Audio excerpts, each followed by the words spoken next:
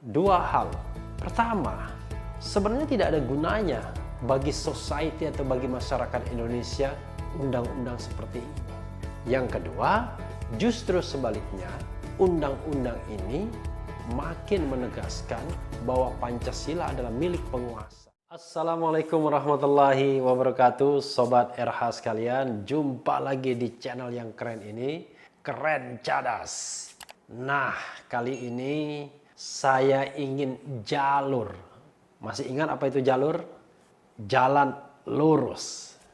Saya ingin berpendapat, mengeluarkan opini hukum terkait dengan isu mengenai rancangan undang-undang haluan ideologi Pancasila yang sekarang memunculkan suara pro dan kontra. Suara pro dan kontra tersebut antara lain dipicu dari tidak dicantumkannya TAP MPR nomor 25 MPRS tahun 1966 tentang larangan komunisme, Marxisme dan Leninisme yang muncul segera setelah terjadinya pemberontakan G30 SPKI. Kalangan partai yang berbasis Islam misalnya, terutama PKS, mengkhawatirkan tidak dicantumkannya TAP MPR tersebut sebagai sinyal kebangkitan komunisme. Banyak kalangan juga yang mengkhawatirkan itu, termasuk Majelis Ulama Indonesia. Keberatan lainnya misalnya mengenai Pancasila yang bisa diperas-peras dari 5 sila menjadi 3 sila atau trisila dan kemudian eka sila yaitu gotong royong. Persis seperti apa yang dikemukakan Bung Karno dalam pidato yang terkenal pada tanggal 1 Juni 1945 di depan Badan Persiapan Usaha Kemerdekaan Indonesia. Dulu namanya sebenarnya BPUPK masih. Jadi Badan Penyelidik Usaha Persiapan Kemerdekaan.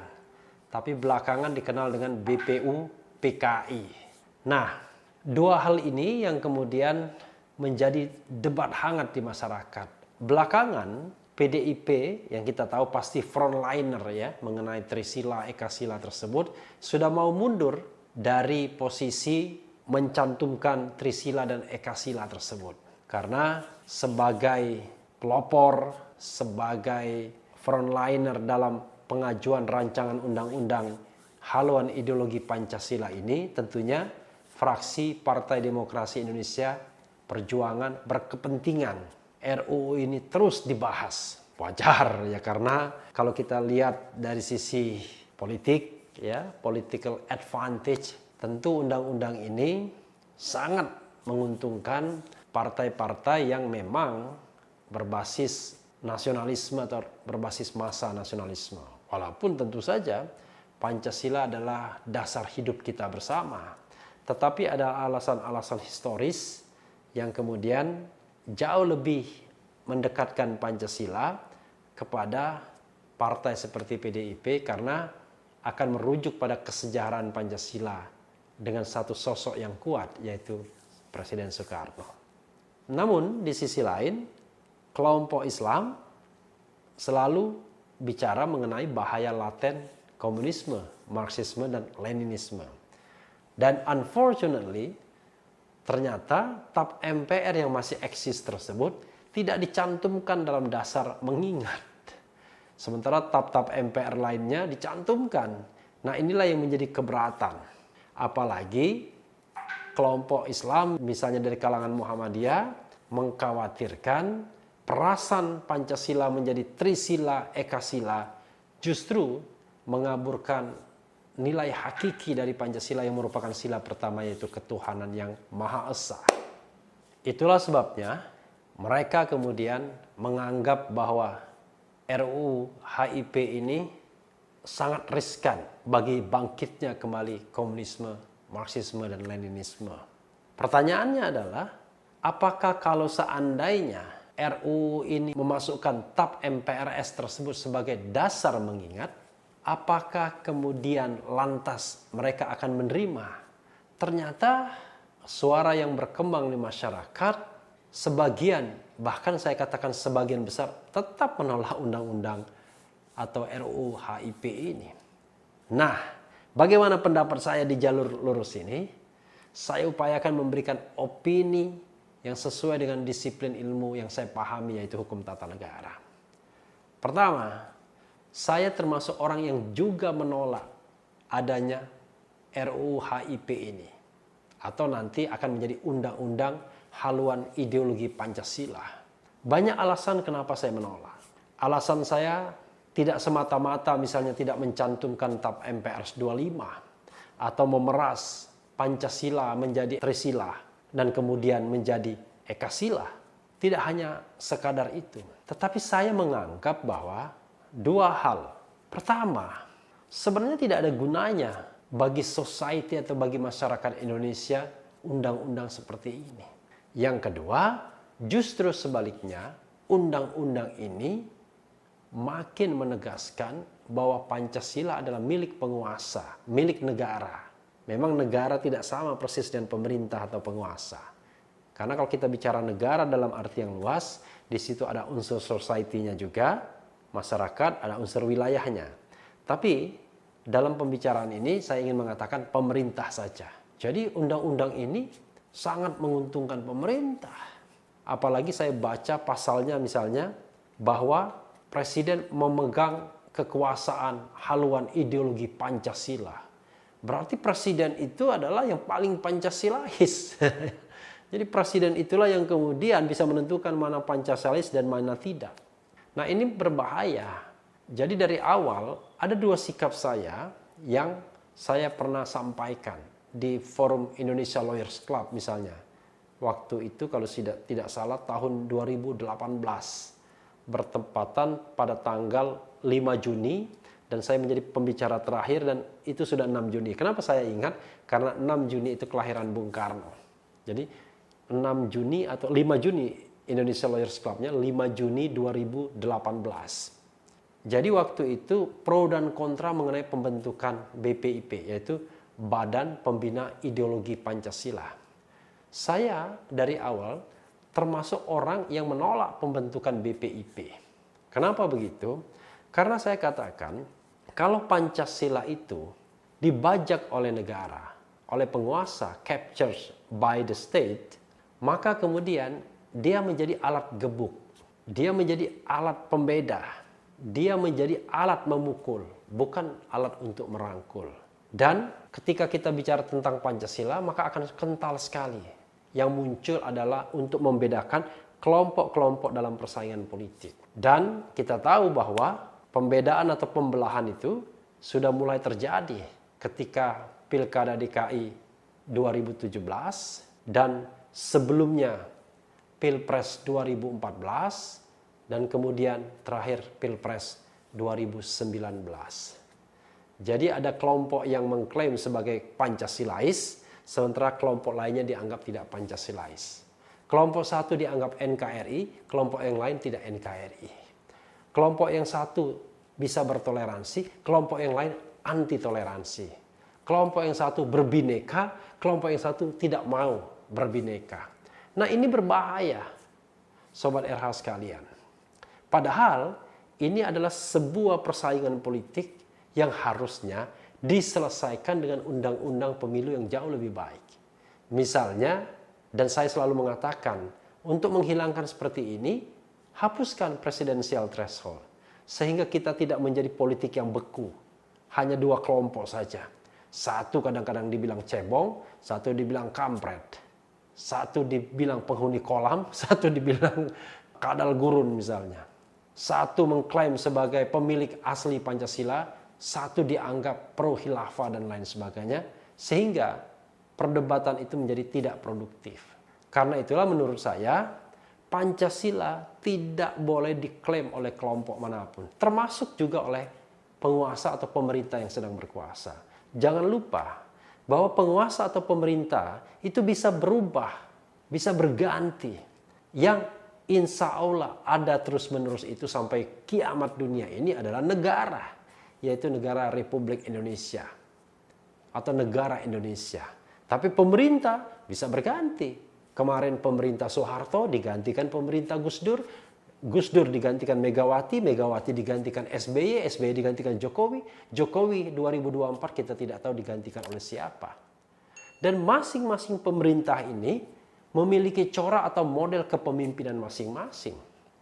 Yang kalau kita bicara tentang spektrum misalnya kelompok-kelompok politik, kadang-kadang ada pemerintah yang cenderung ditarik ke kiri, lebih berat ke kiri, ada pemerintah yang cenderung ditarik lebih ke kanan. Jadi itu adalah dinamika politik. Dan terbukti di dalam sejarah Republik Indonesia ini, Pancasila itu bisa ditafsirkan dengan sikon pemerintahan atau penguasa yang ada, situasi dan kondisi yang ada. Di zaman pemerintahan Orde Lama, ketika Pancasila ini berlaku kembali karena berlakunya Undang-Undang Dasar 1945 melalui dekret Presiden 5 Juli 1959, Pancasila diartikan sebagai nasakom, yaitu nasionalis, agama, dan komunis. Siapa yang tidak mengikuti doktrin nasakom yang dikenalkan Bung Karno, maka dianggap tidak Pancasilais. Mungkin dianggap tidak mau menerima keragaman. Nah, tafsir seperti itu ketika pemerintah Orde Baru muncul langsung disalahkan dengan memangkas kata komnya. Prestasi memangkas kom inilah yang menyebabkan pemerintah Orde Baru paling tidak dianggap berjasa hingga saat ini. Tapi pemerintah Orde Baru menjadi otoriter. Pancasila dijadikan alat penggebuk bersama Undang-Undang Dasar 1945. Siapapun yang mau mengutak-atik Pancasila dan UUD 1945, maka dia akan dikelompokkan sebagai kelompok subversif. Taruhannya adalah penjara belasan tahun karena dianggap melanggar undang-undang subversif. Itu yang terjadi pada era pemerintahan Orde Baru. Baik Orde Baru maupun Orde Lama dianggap sama-sama berpemerintahan yang otoritarian coraknya. Jadi pemerintah Orde Lama otoritarian, dengan Bung Karno sebagai center of excellence-nya, lalu pemerintahan Orde Baru, Pak Harto yang menjadi center of excellence-nya dengan tunjangan ABG. ABG itu adalah ABRI, Birokrasi, dan Golkar. Kalau Orde Lama Bung Karno, dianggap Bung Karno lebih one person show atau one man show. Nah sekarang, dalam pemerintahan sekarang ini, pemerintahan Jokowi, hendak dihidupkan lagi Pancasila melalui haluan ideologi Pancasila dengan tafsir yang terdapat di dalam rancangan undang-undang haluan ideologi Pancasila. Salah satunya adalah ketentuan yang mengatakan bahwa pemegang kekuasaan haluan ideologi Pancasila adalah presiden. Coba bayangkan. Artinya, siapapun yang nanti mengkritik presiden, siapapun yang tidak sejalan dengan presiden, bisa dikatakan menentang haluan ideologi Pancasila. Karena haluannya ada di presiden. Ini menurut saya kesalahan berpikir yang fatal. Pancasila itu 5 silanya tidak berubah. Paling tidak yang tercantum dalam pembukaan Undang-Undang Dasar 1945 yang diberlakukan mulai tanggal 18 Agustus 1945 hingga kemudian 27 Desember 1949 dan berlaku lagi 10 tahun kemudian yaitu pada tahun 1959 melalui dekret 5 Juli. Tidak berubah. Tetapi tafsir atas sila-sila itu yang penuh dinamika sesuai dengan kondisi sosial politik masing-masing. Makanya saya katakan Pancasila harus menjadi dasar, harus menjadi landasan berpikir yang sifatnya terbuka. Tidak boleh menjadi sebuah dasar yang tidak terbuka, tertutup. Karena orang memaknai ketuhanan yang Maha Esa, kemanusiaan yang adil dan beradab, persatuan Indonesia, kerakyatan yang dipimpin oleh hikmah, kebijaksanaan dalam permusyawaratan perwakilan, serta keadilan sosial bagi seluruh rakyat Indonesia itu bisa berbeda-beda maknanya. Misalnya diterapkan dalam sistem ekonomi misalnya. Bisa berbeda-beda antara satu pemerintahan dan pemerintahan yang lainnya. Dan memang tidak boleh mendikte. Yang penting adalah ada boundary-nya. Nah, boundary itulah yang kemudian yang sebenarnya sudah kita praktekkan dalam hidup kita selama ini. Hanya saja sering sekali boundary itu dilanggar. Ya, sebagai contoh misalnya prinsip musyawarah untuk mufakat. Bagus prinsip tersebut. Itu demokrasi Pancasila betul. Tetapi musyawarah dan mufakat sering menghilangkan makna hakikinya. Misalnya dalam pemilihan pejabat-pejabat publik, musyawarah dan mufakat dimaknai kong kali kong. Keadilan sosial misalnya. Kita tidak harus menolak keadilan sosial karena itu suatu nilai yang sangat bagus sekali. Tapi sering sekali kemudian keadilan sosial dimaknai bahwa ada konglomerat yang harus dibesarkan, lalu kemudian nanti konglomerat itu akan melakukan yang namanya trickle down effect. Ternyata tidak terjadi. Jadi boundary-nya adalah kalau kita nilai kemanusiaan harus ditegakkan, maka tegakkanlah nilai-nilai kemanusiaan yang menghargai harkat dan martabat kemanusiaan. Sebagai contoh misalnya, menyiram air keras seorang penegak hukum yang sedang melakukan tugas pemberantasan korupsi tentu bertentangan dengan nilai kemanusiaan. Dalam debat apapun orang akan mengatakan begitu. Undang-undang Minerba misalnya yang kemudian memberikan penguasaan kepada konglomerat tambang untuk menguasai kembali jelas bertentangan dengan sila kelima. Jadi hal-hal seperti itu adalah hal-hal yang sebenarnya boundary-nya sudah diciptakan di dalam Undang-Undang Dasar 1945 sendiri. Keberatan lainnya selain tadi captured by the state dan negara atau penguasa menjadi tafsir atau penafsir tunggal Pancasila, soal lain juga yang penting Sobat Era sekalian adalah mengenai kedudukan Pancasila sebagai sumber dari segala sumber hukum atau dasar negara. Jadi kalau kita bicara tentang hierarki perundang-undangan, Pancasila itu berada di wilayah paling tinggi. Karena dia mengilhami semua peraturan perundang-undangan yang ada di Republik Indonesia ini. Hierarki yang ditetapkan memang Undang-Undang Dasar yang tertinggi sebagai supreme law of the land, lalu kemudian TAP MPR di bawahnya, lalu kemudian Undang-Undang garis miring peraturan pemerintah pengganti undang-undang, di bawahnya lagi kemudian ada peraturan pemerintah, ada peraturan presiden, ada peraturan daerah provinsi, dan ada peraturan daerah kabupaten kota. Dan ada peraturan-peraturan lainnya yang bisa dibentuk, baik karena diperintahkan oleh peraturan yang atasnya atau ada cantolannya, maupun karena dibentuk berdasarkan kewenangan. Nah, semua peraturan perundang-undangan itu dijiwai oleh nilai-nilai Pancasila. Karena itu, kalau peraturan perundang-undangan tersebut melenceng dari jiwa Pancasila yang kemudian terjabarkan di dalam pasal-pasal termasuk pembukaan Undang-Undang Dasar kita, yaitu Undang-Undang Dasar 1945, maka produk tersebut bisa dibatalkan. Tergantung mekanismenya. Kalau undang-undang dibatalkan di Mahkamah Konstitusi, kalau produk di bawah undang-undang dibatalkan di Mahkamah Agung. Secara hierarkis, Pancasila itu di atas Undang-Undang Dasar.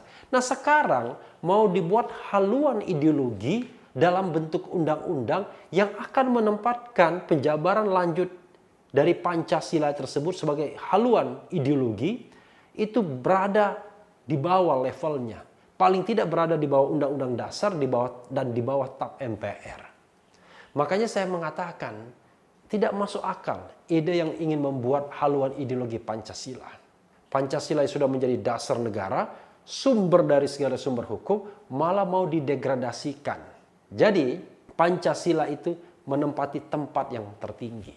Hal lain, Sobat Era sekalian, yang ketiga yang ingin saya garis bawahi adalah siapa sesungguhnya yang harus berpancasila itu.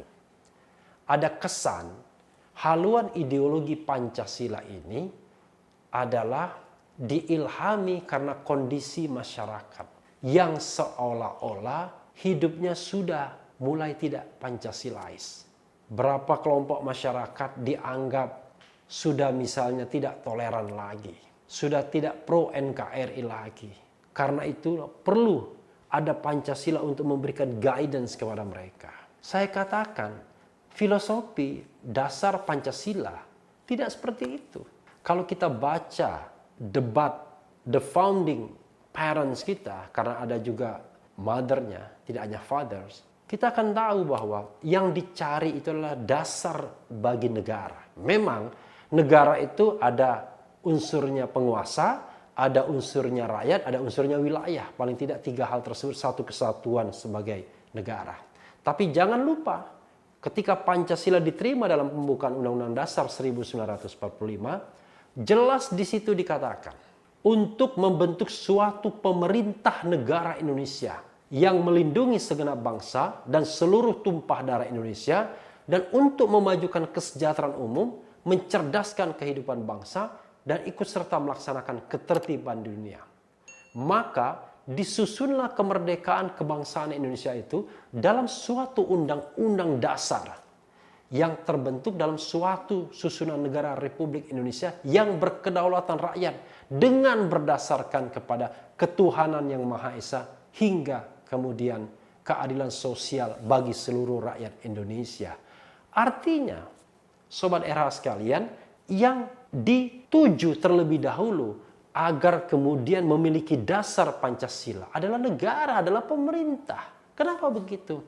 Karena pemerintah adalah organisasi kekuasaan yang diamanatkan memegang seluruh resources yang ada di negara ini.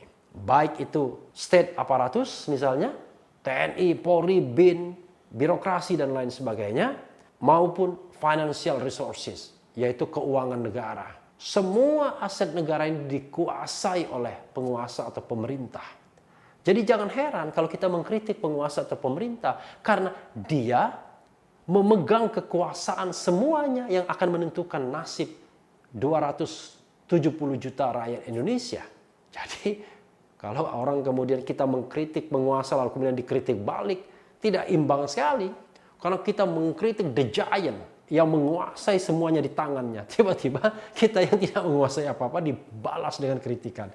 Nah, itu tidak balance.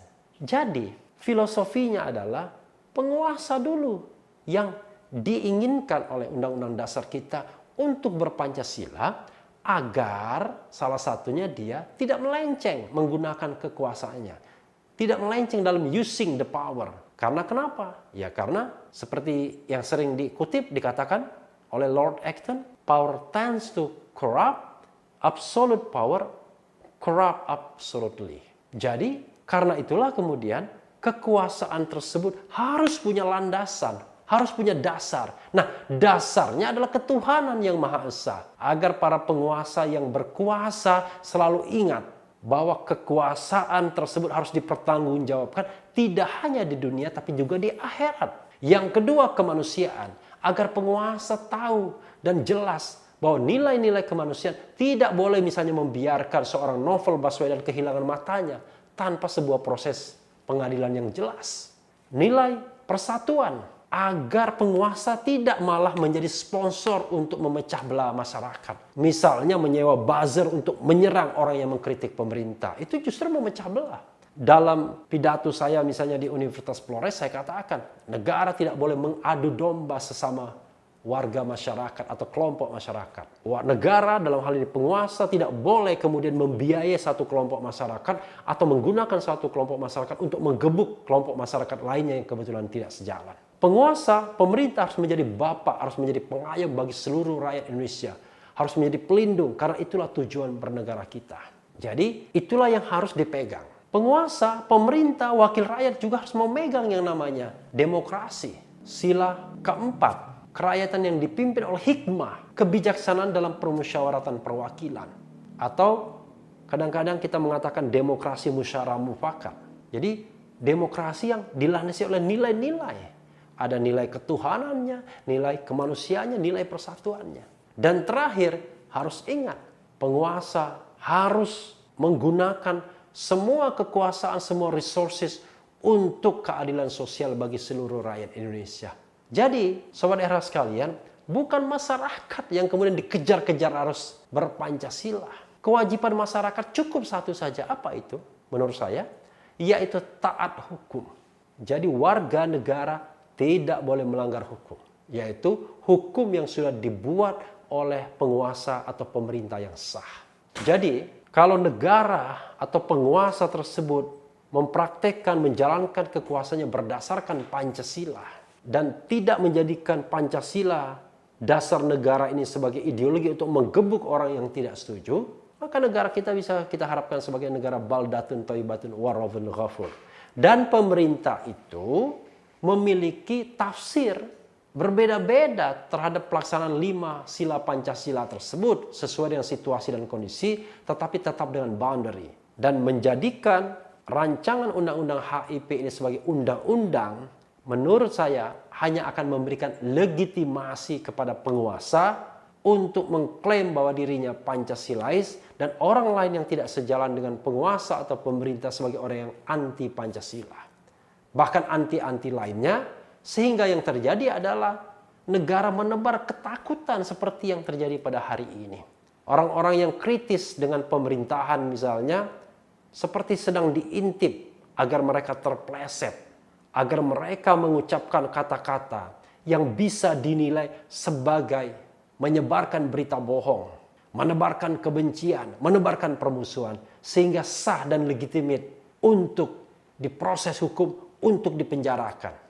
Padahal bukan itu tujuan kita bernegara. Negara harus melindungi kita, harus mensejahterakan kita, harus mencerdaskan kita. Bukan sebaliknya mengintai kita, lalu kemudian membuat kita sengsara karena bisa mencabut pekerjaan kita bagi mereka-mereka yang kritis terhadap pemerintahan, atau membodoh-bodohi kita semua. Jadi sekali lagi, ini pendapat saya, boleh setuju, boleh tidak. Saya termasuk orang yang mengatakan tidak perlu kita punya undang-undang tentang haluan ideologi Pancasila. Apalagi setelah saya baca draftnya, waduh, saya saja yang punya latar belakang hukum tata negara pusing. Undang-undang itu sedapat mungkin tidak memunculkan dui arti, bisa dilaksanakan, executable, bukan hanya berisi sekedar ide-ide saja. Karena undang-undang itu levelnya sudah di hierarki yang ketiga setelah undang-undang dasar, TAP MPR dan undang-undang. Jadi dia harus lebih praktis dan implementatif, bukan lagi berisi ide-ide. Ya, Sobat Era sekalian, itulah jalan lurus kali ini, jalur kali ini yang saya upayakan seluruh-seluruhnya, sebaik-baiknya berdasarkan ilmu pengetahuan yang saya pahami. Kita bisa berbeda pendapat karena itulah inti dari demokrasi. Ada kekayaan di sana. Dan yang penting adalah tetap di channel ini, karena di channel ini Anda akan dirayu, ditipu, dibaperin, dicecar, diuber pula di jalur khusus. Karena channel ini adalah channel yang memeras, mengancam dan membenci. Jangan lupa subscribe, like, comment, and share.